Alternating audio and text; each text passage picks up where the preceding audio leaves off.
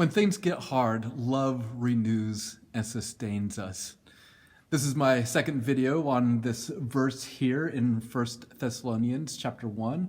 It's verse 3. It's about faith, hope, and love, and I'll just reread it for you. It says, "We remember before our God and Father your work produced by faith, your labor prompted by love, and your endurance inspired by hope in our Lord Jesus Christ." And so we talked about work produced by faith last time. The next says labor prompted by love. Now, work and labor are similar words for sure, but when I dug into this word just a little bit, this word is more associated with toil, the work that goes in when things are hard. And it says that he sees that in them, that he sees their labor, but it's prompted by love. And it reminded me of a story.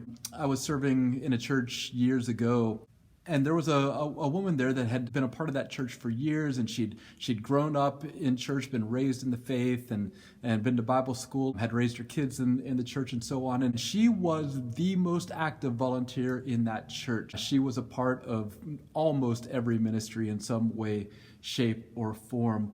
But she'd started to grow hard. And it was like she was doing what she did out of a sense of duty, out of a sense of, well, I'm a Christian and this is what I'm supposed to do as a good Christian woman.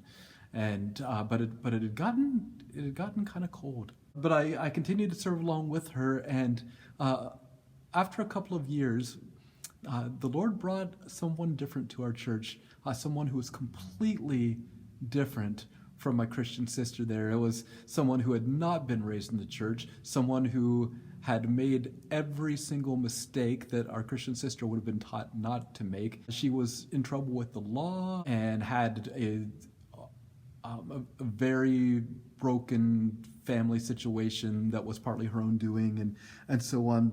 But at any rate, somehow the Lord put these two people together, and it was really interesting to watch as my Christian sister started to walk with this woman who needed someone to walk with her. My Christian sister ended up going to court cases and delving into what sentences were for different crimes, because she wanted to be able to love this woman well. And it was so neat to watch that as she walked with this woman and as she loved this woman in her place of need, that something reignited in our Christian sister. There was a love there that brought a depth and a richness to the service that she was doing in the church. She kept doing the same things. There wasn't anything that changed in her toil, but now it was prompted by love.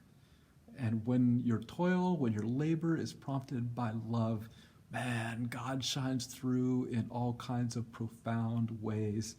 And so if you're in the midst of a labor and it's started to get tiring and you keep doing it because you know it's what you're supposed to do, would you maybe let the Lord open your eyes to someone who you can love and who you can pour into in the midst of your service? Because labor prompted by love is worthy of thanking God for. It is the richness of the Christian life. We'll look at endurance and hope next time. Grace and peace.